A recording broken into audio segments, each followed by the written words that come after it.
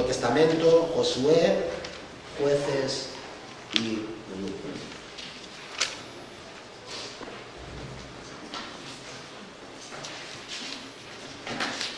Vamos a dar lectura al primer capítulo. Aconteció que en los días que gobernaban los jueces, que hubo hambre en la tierra, y un varón de Belén, de Judá, fue a morar en los campos de Moab, él y su mujer y 2 hijos suyos. El nombre de aquel varón era Elimelech, y el de su mujer Noemí. Y los nombres de sus hijos eran Malón y Kelión, efrateos de Belén de Judá. Llegaron pues a los campos de Moab y se quedaron allí. Y murió Elimelech, marido de Noemí, y quedó ella con sus 2 hijos, los cuales tomaron para sí mujeres moabitas. El nombre de una era Orfa y el nombre de la otra Ruth. Y habitaron allí unos 10 años. Y murieron también los 2, Malón y Kelión, quedando así la mujer desamparada de sus 2 hijos y de su marido. Entonces se levantó con sus nueras y regresó a los campos de Moab, porque oyó en el campo de Moab que Jehová había visitado a su pueblo para darles pan. Salió pues del lugar donde había estado y con ella sus 2 nueras y comenzaron a caminar para volverse a la tierra de Judá.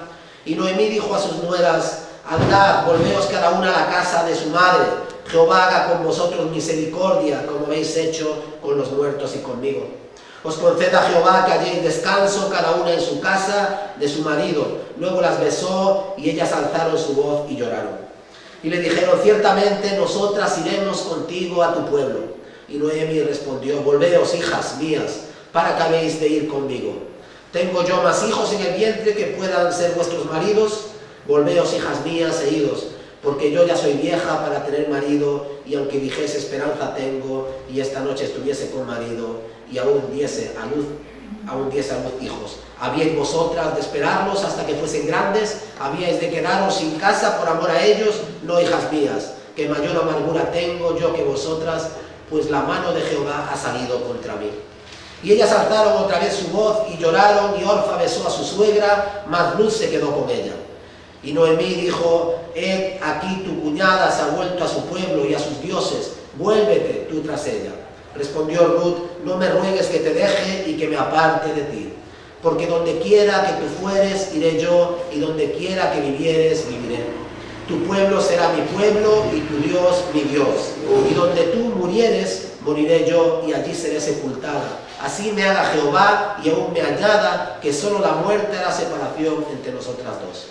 Y viendo Noemí que estaba tan resuelta a ir con ella, no dijo más. Anduvieron pues ellas 2 hasta que llegaron a Belén, y aconteció que habiendo entrado en Belén, toda la ciudad se conmovió por causa de ellas, y decían: ¿no es esta Noemí? Y ella le respondía: no me llaméis Noemí, sino llamadme Mara, porque en grande amargura me ha puesto el Todopoderoso. Yo me fui llena, pero Jehová me ha vuelto con las manos vacías. ¿Por qué me llamáis Noemí? Ya que Jehová me ha dado testimonio contra mí, y el Todopoderoso me ha afligido. Así volvió Noemí, y Ruth la moabita, su nuera con ella, volvió a los campos de Moab, y llegaron a Belén al comienzo de la siega de la cebada. Bueno, esta semana había una imagen en la televisión estos días de un niño que estas mafias que trafican con personas, de familias que quieren irse de su país, ir a otros países, ¿no? Este niño que habían dejado solo en el desierto, en la frontera con Estados Unidos, en México, ¿no? Un niño de 10 años, solo. Y entonces llegó alguien y dice: ¿y tú? Y dice: que me han dejado aquí solo, ¿verdad? Y le habían dejado solo al pobre niño, ¿no? Todos los años vemos como hay cientos de personas que pierden la vida en el mar Mediterráneo, intentando cruzar en patera el Mediterráneo a Europa, buscando una mejor vida, ¿vale? Y entonces podemos ser cínicos y decir: bueno, ¿a qué vienen? Aquí no hay trabajo, no hay lugar para ellos, que vengan de forma regular. Y eso es cinismo. Nuestro mundo es un mundo atractivo porque ofrece el primer mundo cosas al tercer mundo que ellos no sueñan ni tener. Nos quejamos de que familias enteras, ¿verdad?, hayan abandonado Siria, un país que las potencias europeas, Estados Unidos y Rusia, han jugado con él al ajedrez, ¿verdad? Y familias enteras han tenido que abandonar miles, millones de sirios en busca de un futuro mejor, ¿verdad? no podemos ser cínicos. La inmigración es una realidad y la inmigración implica sufrimiento y dolor. Casi todo el mundo que emigra no emigra por placer, sino que emigran por necesidad. O huyen de la hambruna de sus países, o huyen de la persecución política, o huyen de una guerra. La mayoría de la gente emigra por necesidad. Y este libro, el libro de Ruth, es un libro que nos habla de esto también, por eso he empezado así. Porque se va Noemí, Elimelech, Malión y Kelión, sus hijos, de Belén, porque resulta que hay una hambruna, no llueve, no hay, los campos no producen, la gente está pasando una hambruna, y entonces dicen, oye, vámonos de aquí para intentar vivir y comer. Esta es la historia de esta familia, ¿vale? Entonces vemos como ellos también emigran porque hay una necesidad imperiosa, no porque quieran dejar su tierra, no porque no estén contentos junto a los suyos, sino porque hay una necesidad. Hay una necesidad. Se nos dice que es en el tiempo, aconteció esto en el tiempo de los jueces, ¿no? Y el tiempo de los jueces es un periodo de 400 años después de que Israel entrara en la tierra prometida. Israel ha entrado en la tierra prometida, ¿verdad? Y después hay un periodo de 400 años, el periodo de los jueces, donde Israel está en una situación de debilidad. Dios le había dicho que expulsase a todos los cananeos, pero Israel dijo, bueno, vamos a dejar que estén aquí, que convivan con nosotros. Y esas naciones que Dios le dijo que tenían que expulsar son el aguijón de Israel. Entonces le conquistan, les someten, roban sus campos, llevan a sus hijos en esclavitud, les hacen guerra, y es el aguijón, ¿verdad? No quisieron obedecer a Dios, tomaron su propia decisión, fueron prudentes, sabios en su propia opinión, y ahora sufren esa consecuencia de esos 400 años que están dominados por esta figura de los jueces, ¿no? Esta figura de los jueces, el término juez no tiene nada que ver con el término juez que usamos nosotros hoy, ¿vale? Pensamos en un juez, en alguien que juzga, en un juzgado, que tiene esa potestad de ejercer esa potestad jurídica, de juzgar casos y asuntos. No, no, no. Los jueces del Antiguo Testamento, los jueces del libro de los jueces, no tienen nada que ver con eso. Su función principal era proporcionar protección contra el enemigo y vengar a Israel cuando otros le trataban injustamente. Eran como caudillos, ¿vale? Eran como líderes militares. Dios levantaba uno de estos líderes, uno de estos caudillos, ¿no? Y entonces hacía que Israel volviese a prevalecer y mantuviese su libertad, con relación a los pueblos vecinos, ¿vale?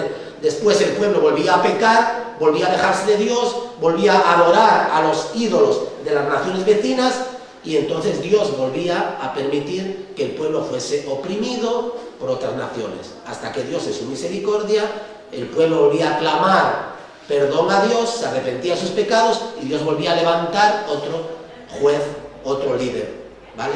Entonces, ese era un círculo, ¿vale? Pecaban, se arrepentían, clamaban a Dios, eran restaurados, se alejaban, volvían a clamar, Dios levantaba otro líder. Y esto se repite en el libro de los jueces, es un ciclo, ¿vale? Lo que se repite constantemente, ¿vale? Entonces, estos jueces eran defensores del pueblo contra los que lo oprimían. Sin embargo, ni siquiera los antiguos héroes podían resolver todos los problemas de la nación, y no podían evitar la sequía ni el hambre.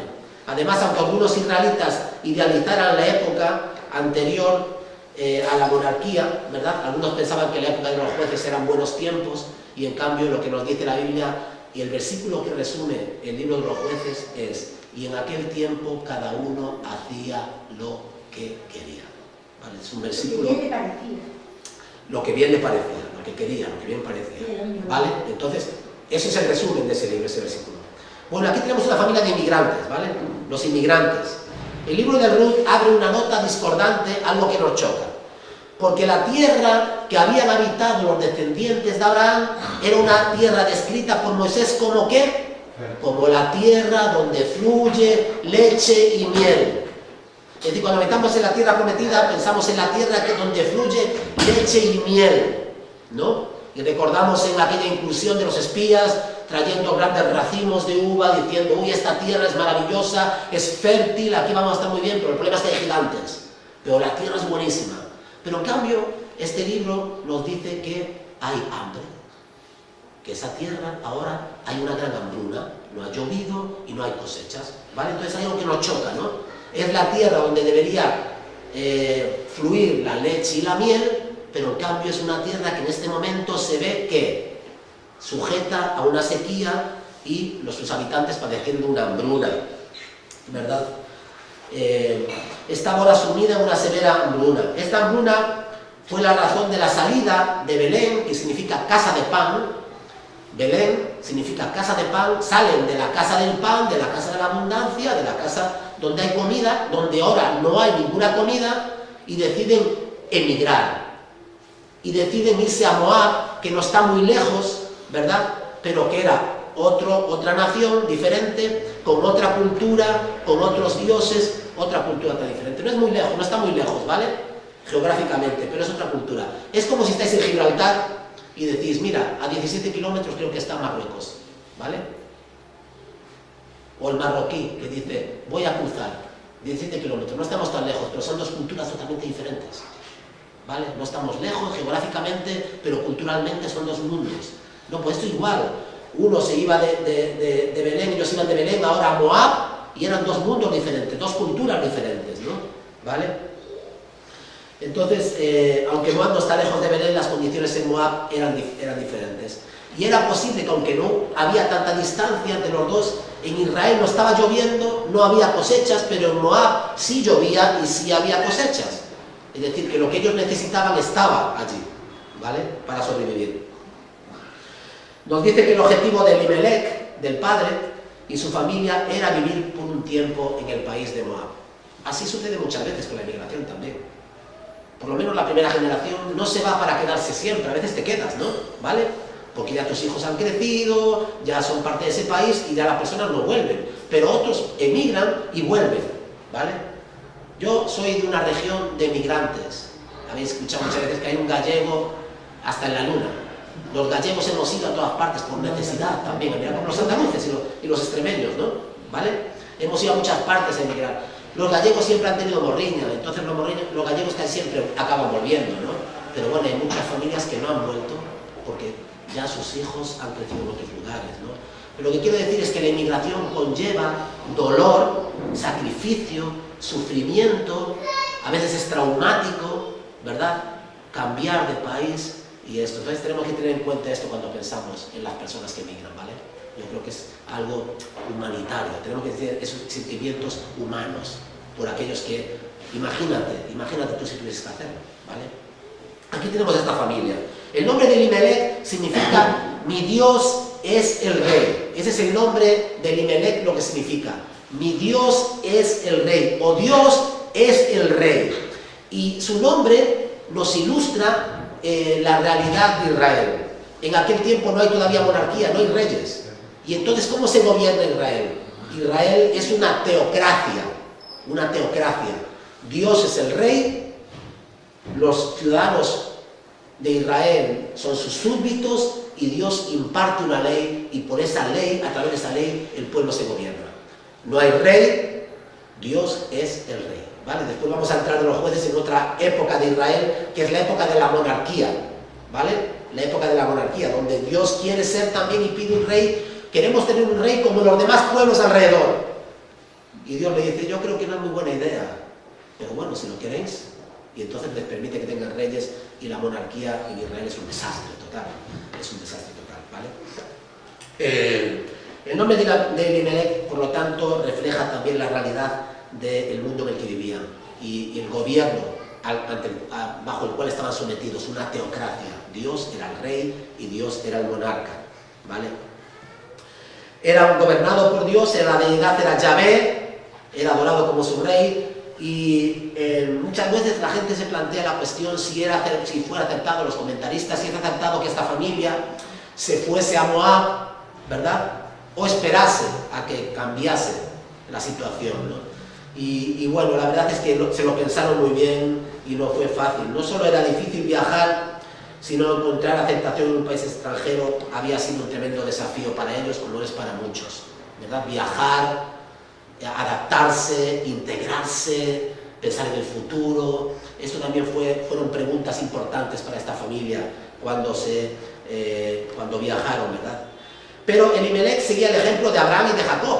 No hizo nada pecaminoso, abandonando. Uno puede decir, bueno, porque esperas allí a que Dios cambiase las circunstancias. No, Elimelech siguió el ejemplo también de otros patriarcas, de otros personajes de la Biblia, como Abraham o Jacob. Abraham, ¿verdad?, también se trasladó cuando hubo escasez en la tierra prometida, fue a Egipto, ¿verdad? Entonces hay un patrón ahí que se repite, ¿no?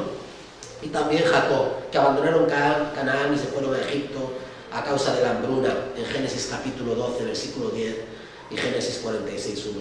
La elección de Moab en lugar de Egipto seguramente la tomaron por razones prácticas, porque no era Egipto, Moab estaba más cerca y Moab tenía lo que necesitaban. Había buenas cosechas, llovía y la gente de Moab no estaba pasando la hambruna y la necesidad que ellos estaban pasando, ¿no?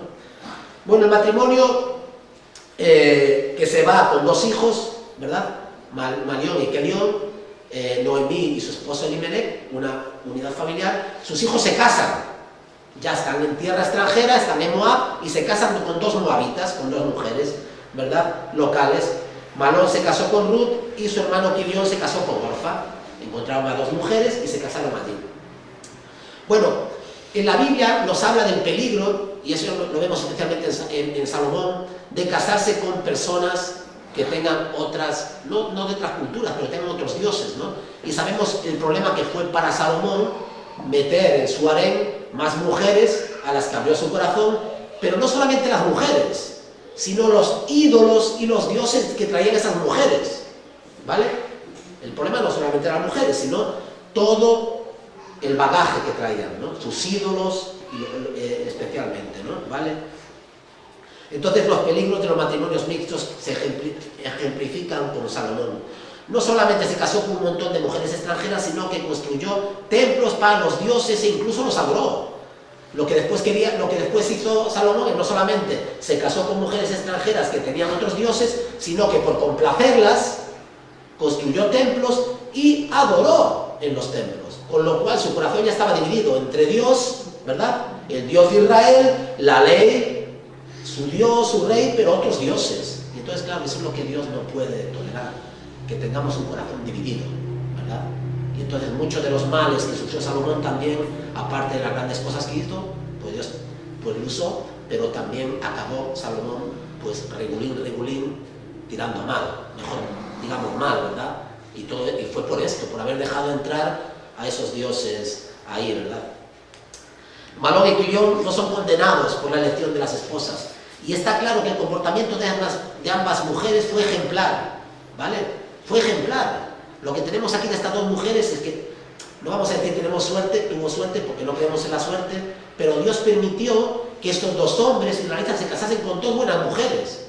Malón y Kelión se casaron con Ruth y Orfa, que son dos mujeres ejemplares, y permanecen en Moab la familia como 10 años, ¿no? Vale, la mención de 10 años sin hijos, fijaros lo que pasa. Esta es una historia que se parece mucho a la historia de Job.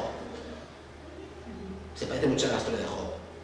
Emigrar era difícil, ¿vale? Emigra con su marido y con sus hijos. Pierde a su esposo.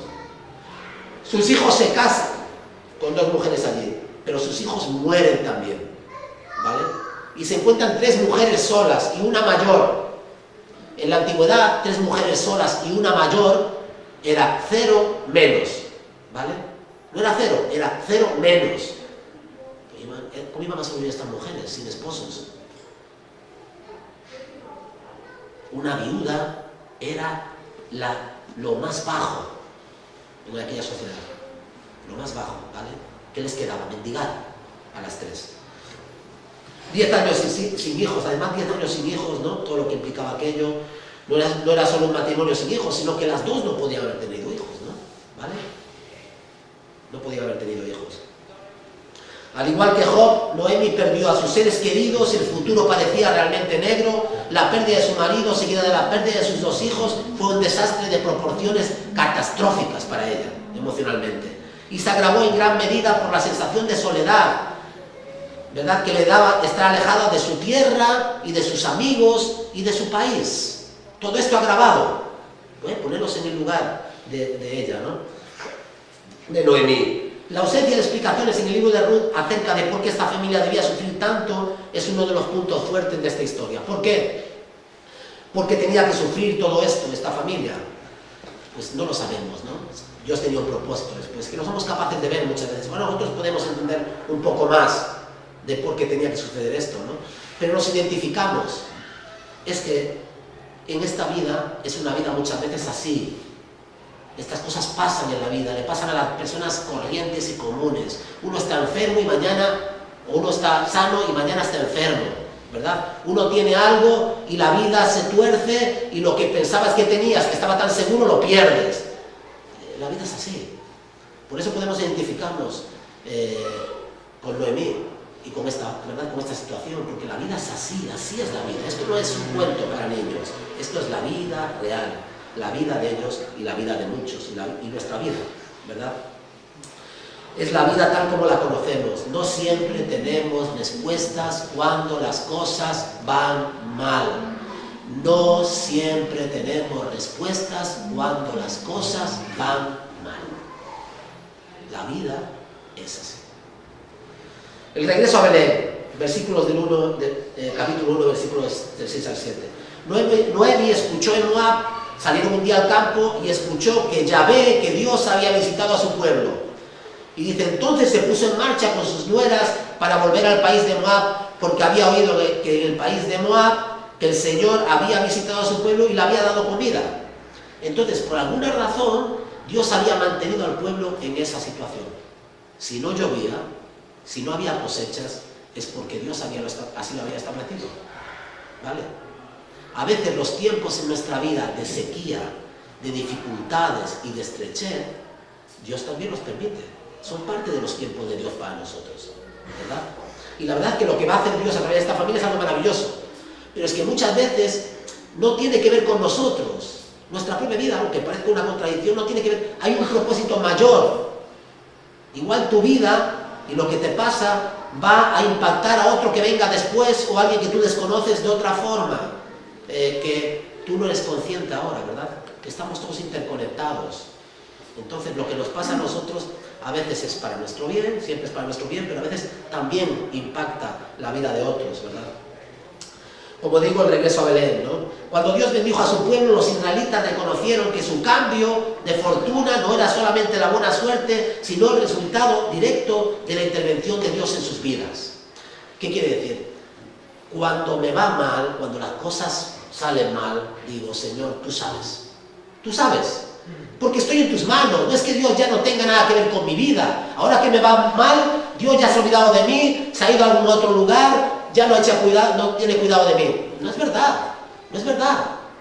Cuando las cosas, para mí, según mi punto de vista, según mi perspectiva, creo que son negativas, no es que Dios esté mirando para otro lado, no es que esté dormido, no es que se haya olvidado de mí.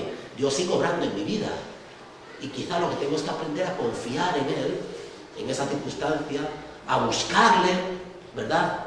A orar y a descansar y a confiar en Él.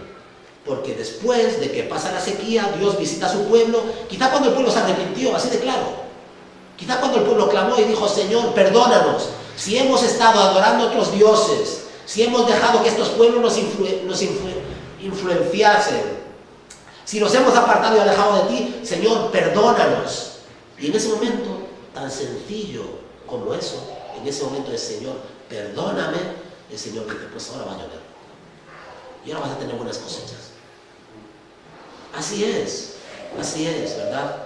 Dios nos olvida de nosotros. Todo lo que sucede en nuestra vida es bueno para nosotros.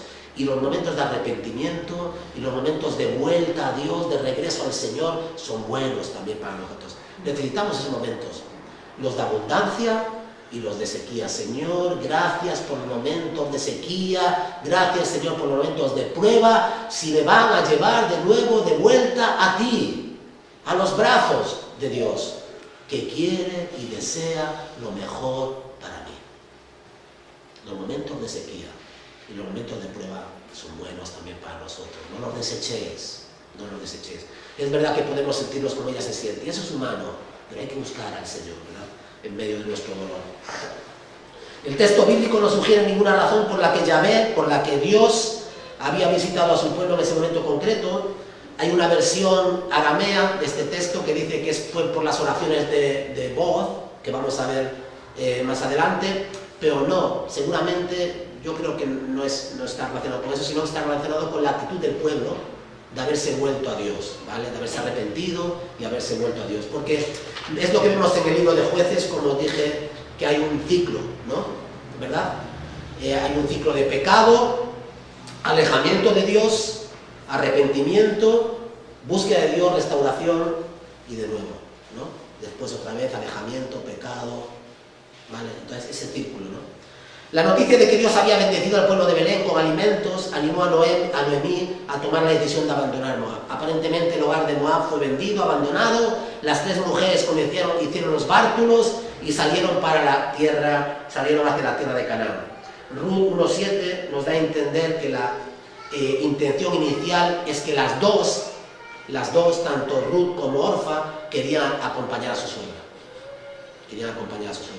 Cuando ellas tenían más futuro en Moab, humanamente hablando, ¿vale? Porque eran moabitas, porque eran jóvenes todavía, porque podían volver a casa de sus madres, como le dice, mira, iros a casa de vuestras madres, ¿no? Y podrían buscar otro esposo y podían comenzar otra familia, no tenían ni niños, ni hijos, podían hacerlo, muy bien, ¿verdad? Pero las dos quieren acompañar a Noemí, a su suegra, fijaros. Y esta es una historia preciosa porque nos habla de lealtad, de amor desinteresado, ¿verdad? De compromiso. Esas palabras hoy no están de moda. Lealtad.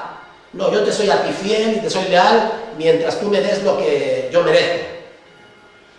Cuando no me lo des, de mí olvídate, no te conozco. Es decir, estas mujeres, ¿qué les podía dar esta mujer mayor? Ya nada. Era el cariño y el aprecio, era el compromiso, era el haberle dado la palabra y haber dicho, te amamos y te quisimos en las buenas y ahora te amamos y te queremos en las malas y te seguimos en las buenas y ahora te vamos a seguir en las malas. Hoy, lealtad, olvídate. Fidelidad, olvídate. Compromiso de por vida, olvídate. ¿Vale? Y después, estamos con la gente, tenemos que pedirle perdón al Señor porque nos conviene. Con esta mujer no había conveniencia. ¿Entendéis? Este es el amor, de verdad, amor práctico, real, de compromiso, de fidelidad, de lealtad a una persona, que no te puede ofrecer nada, porque es una mujer mayor que no tiene dónde caerse, lo voy a decir así, muerta. No tiene dónde caerse muerta.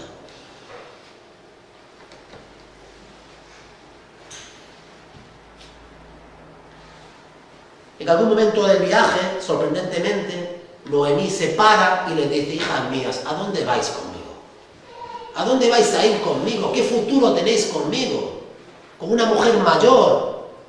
¿Dónde vais a ir? ¿Qué vais a hacer conmigo? ¿No es mejor que os vayáis a casa de vuestras madres? Yo os quiero un montón y lo que quiero es que Dios tenga misericordia de vosotras y que el Señor os bendiga porque habéis sido unas buenas nueras y os llevo en mi corazón, pero conmigo no tenéis futuro.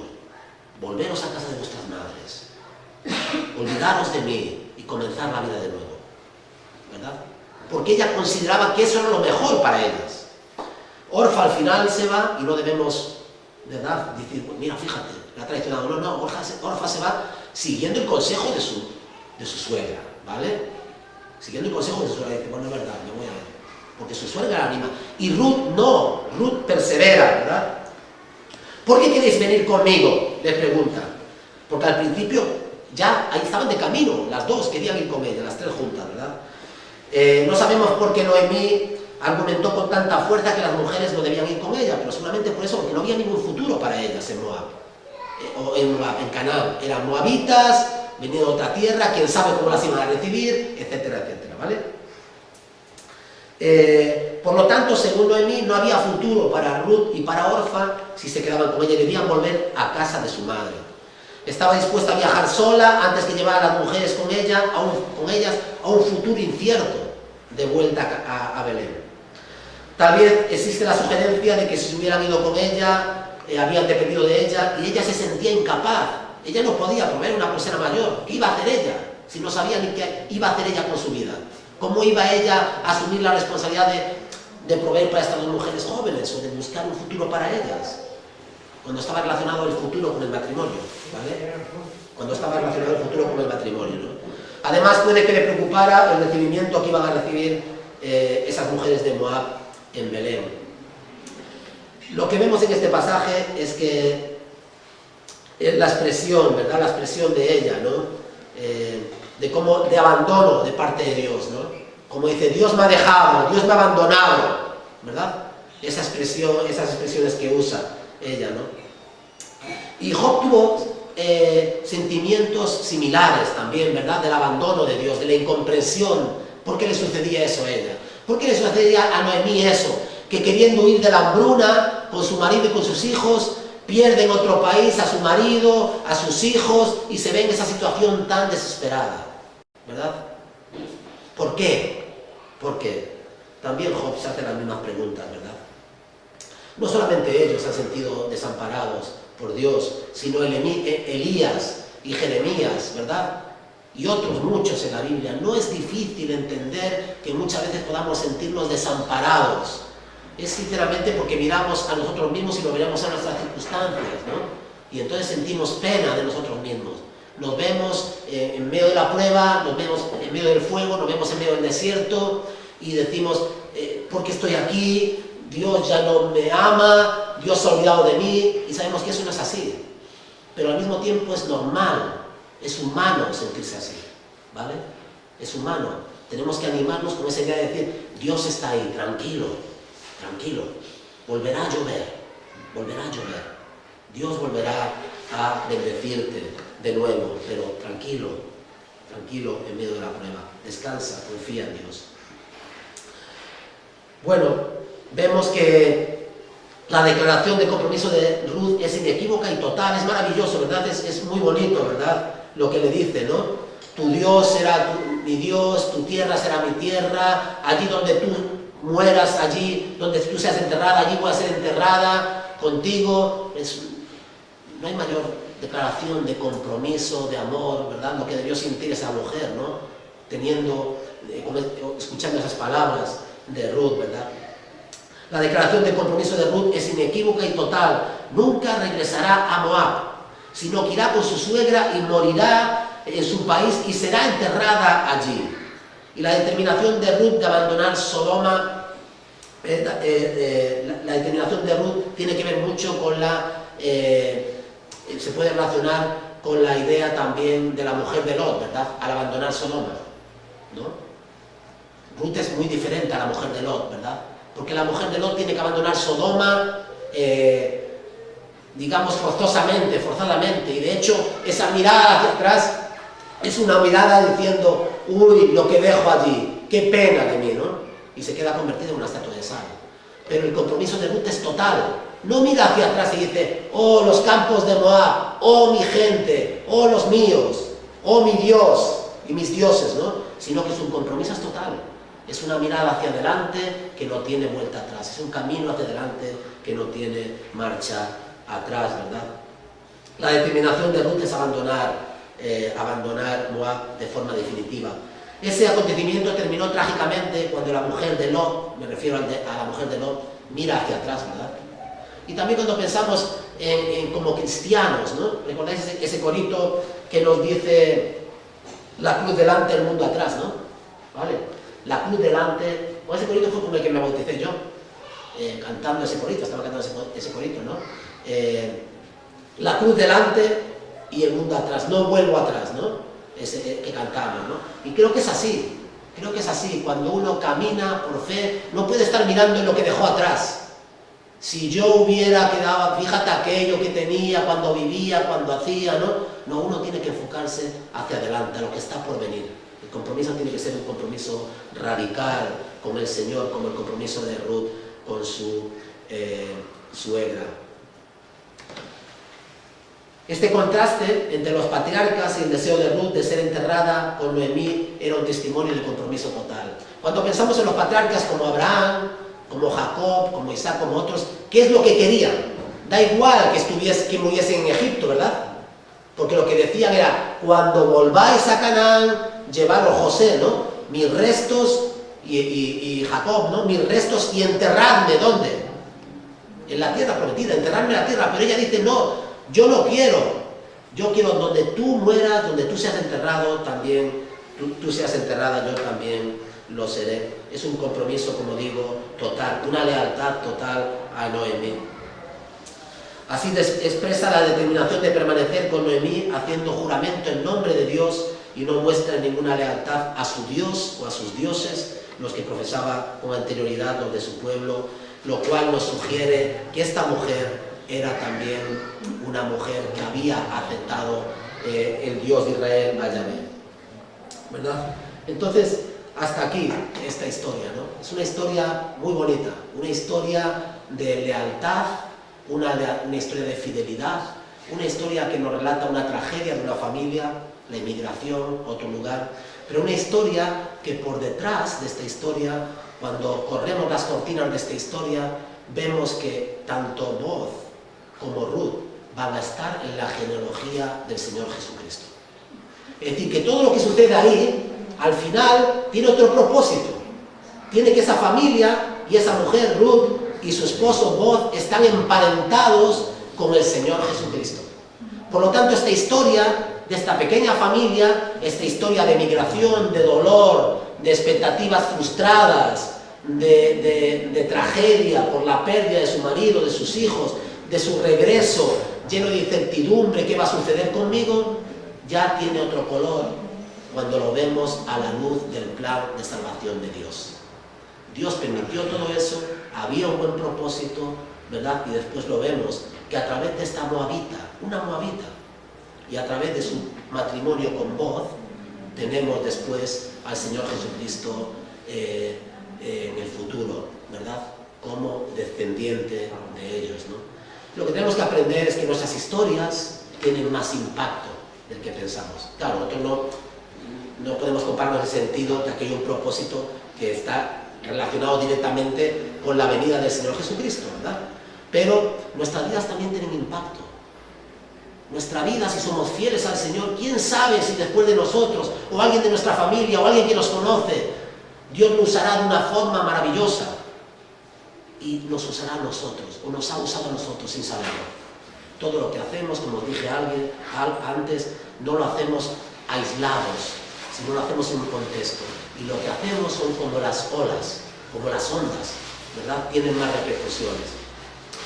Otra enseñanza importante que aprendemos aquí es que Dios es el Dios que permite que llueva o que deje de llover, que haya fertilidad o que haya un tiempo de hambruna, también así, y que todos los tiempos son los tiempos de Dios en los cuales Dios desarrolla su plan, ¿verdad? Y lleva a cabo sus propósitos, y sus propósitos son buenos.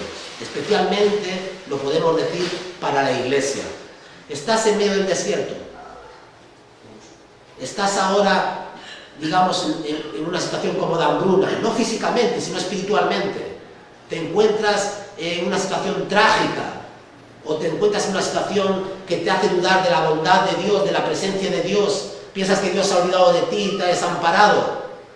Pues te puedo decir que no es cierto, que entiendo que te sientas así, que yo también me he sentido así, pero cuando pasa el tiempo, cuando pase un poco más de tiempo, te darás cuenta de que Dios aquello lo permitió para bendecirte de nuevo. Y el fin de esta historia es mucho más bonito que el principio, ¿verdad? Porque es una historia que está en manos de Dios, de personas que están bajo la mano de Dios, bajo el cuidado de Dios, bajo las alas de Dios. Y todo lo que sucede en su vida, Dios lo va preparando. Que el Señor nos ayude a ver nuestras vidas también así, salvando las distancias, ¿verdad? Que son evidentes, ¿no? Con los personajes y con el propósito de estos personajes.